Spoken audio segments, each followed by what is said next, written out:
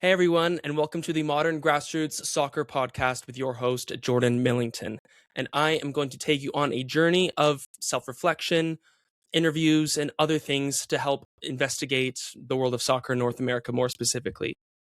In this episode, what I'm going to just try and do is just introduce myself, kind of my background in soccer in North America, growing up as both a player and as both a coach, and kind of give you the actual state of soccer and why I think North America is building momentum in soccer. So let's just get right into it. So my background in this sport, I started when I was 4 years old. It was like most kids in Canada. That's where I grew up, in Calgary, Canada. And for me, it was just my parents saw an ad on in the street for soccer. So they signed me up and I just liked it ever since. I wasn't too interested in it, but then as I grew up, I started to really watch the sport and started to gain an understanding of what it was all about. And so then on, I started to grow this passion, and then now I'm at where I'm at. When I aged out of youth soccer, I then began to coach because I didn't have any direction in my life. So I was like, you know what? I really want to stay in this sport as long as possible.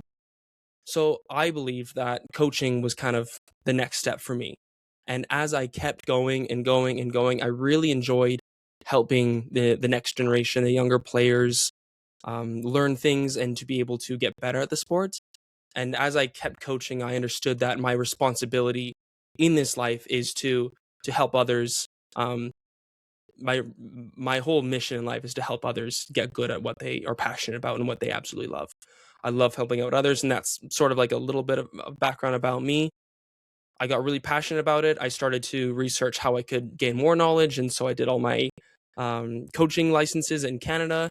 And then recently, I've had the opportunity to move down to the United States, in the southeastern Idaho area, and that's where I reside right now. But as I was sitting, I was like, you know what? I really feel like there's more I could learn. I could get better, and the more I could learn about this, and the more I could also educate at the same time, led me to this podcast. The more I can educate and the more I learn, I can impact more coaches. And then as a byproduct of that, I then can then influence more players. And that's really where the root of this comes from. So for me, this podcast is all about me learning and sharing all the knowledge that I'm going to learn from you, either through myself, studies, other things like that, or what I'm really excited for is interviews that I'm going to do with clients, not the clients. What am I saying?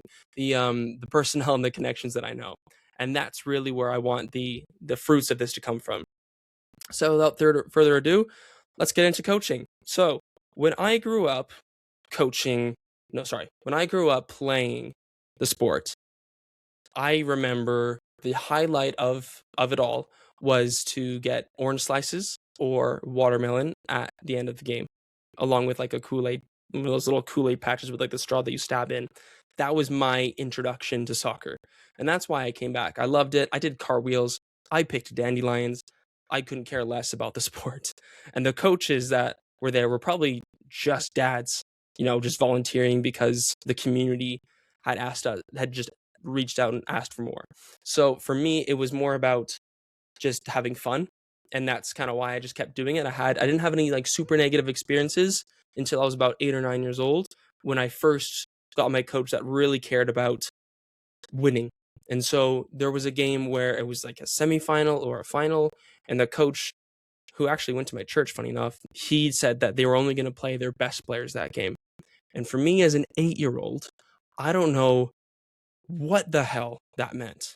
I thought I was one of the bad players. When I might have been, but at 8 years old, the coach came out to me and told me, along with the rest of the team, that the players that don't play aren't good enough. That's what it boiled down to. And for me and probably one or two other individuals, we didn't see the pitch that game. We didn't see the field. We didn't play. I don't even remember if we won or not, because all I remembered was that I felt really crap because of where I came from. And so I give you that story because it illustrates where I came from as a kid and how I came very close to quitting the sport in general because of a bad experience with a coach. Now, I understand that those experiences are still out there. However, as I grew up and as, North America started, or as Canada began to mature a little bit, clubs got a lot better control of their coaches. There's still a lot to do with that, but they became better and better and better, and they got a lot more comfortable with allowing players to just develop. The last club that I played for and ended up working at for the next, not 9-10 years on and off as part-time and full-time, they began to really develop coaches in terms of, we are here to develop the players. We don't care if we win. Winning's a byproduct of the philosophy that we have. And that's what it started out as in 2010. I joined in 2015, and that's how it kept going. It's veered a little bit away from that at times, but that's really where I first started to see, like, okay, the landscape of Canadian soccer and as a byproduct in North America is getting better at. Now, for me specifically, I think that there's so much more work that needs to be done. My personal opinion is that we are so far from where we need to be. We have so many resources in this. We're a first world continent. There's so many resources that are at our disposal, that the fact that it takes so much for players to get what they need or to find out what they need is a shame. Because, like, it's soccer is a privilege to play, and it's a choice that, kids make, and they want to do it. And so we're preying on a lot of these players that just want to play, and yet we're using them for our own gain. And I say our as in the clubs that I've worked for. And I think that there is starting to become a shift away from that from many academies and clubs across the continent. I think that many people are getting fed up with that as parents, and more parents and players are looking for academies or coaches or other players that have that same mentality of, I just want to play. Like soccer and the World Cup is happening right now in this continent, in this nation, and more people will want access to it. There's going to be a culture, but the fact that all these places are extremely monetized is now limiting that. Now, the pay-to-play model is a whole different argument on a whole other day, but what I think is going to help us the most is if we give more opportunities for people to play, is if we give more drop-in opportunities, if we allow ourselves to coach without expecting anything in return. In my entire coaching career, my short coaching career of just about a decade now, if I include like just the little things I did as a teenager, I truly think that I've never ever felt like I needed to gain something from a player. I'm only there as purely just a guide for them. All coaches need to do is to create an environment in which the child can feel comfortable enough to be themselves, to fail, to try again, to fail, and then to try again and finally get it. That's the purpose of a coach. And so when I do these interviews and when we talk on here, just me and you, that's the angle that I want to show you, that that's where I'm coming from. I want you to understand that whatever player, or if you're a player, if you're a parent, if you're a coach, if you're anywhere in between, that kids are some of the most vulnerable people on earth, and we need to do our best. We need to be responsible to make sure that they are at the forefront of everything. Without the kids, there's no players in the professional game. If we can't foster a love for the game for the players, then it's impossible for anything else to happen. The kids are the center of the game. Just before I recorded this, Lionel Messi scored his brace against Austria and became the outright leading goal scorer of all World Cups. When he was probably 3, 4, 5 years old, do you think he had a coach that wanted to win at all cost? Or do you think the coach just let him do his thing? It's probably the second one. The coach probably saw, hey, this kid's not bad. Let's let him have fun and enjoy the sport. Ronaldinho's another one. Crazy baller. The other day he just signed a contract to play professional in the third division of Italy at 46 years old.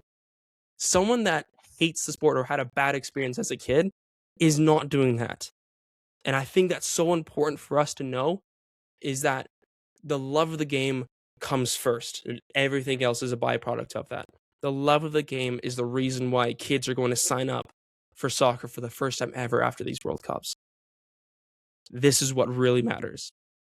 And so if I were to talk about the state of coaching in North America. I think there's a lot of good things going on, and that's really what I want to explore and celebrate. But in the background, there is stuff that needs to be improved. And the second objective for me in this podcast is to try and do my part, at least, to try and switch that, because of my own experiences, because of the experiences from my own friends. There has to be a shift in our mentality in North America. We have to do more to give kids the love of the game, especially at the younger ages. As soon as they kick a ball first, we should be applauding them and celebrating them, because in my opinion, there's no other greater sport than this one. Anyone can play it. You don't even need a ball to play it. You don't even need nets. You don't need soccer shoes. You don't need this and that. You can just play it with anything. And I think that's what makes this the beautiful game, is because regardless of it being the most popular, it's the most popular because of the accessibility of it. And I think that we've lost that at times in North America. We're so focused on making everything that most perfect thing ever. And yes, it's great to have standards, but sometimes we just need to understand that it doesn't have to be perfect all the time. And that the most important thing we can do is when those kids leave with a smile and they're exhausted because they've had so much fun. So that's what really matters. So that's all for today.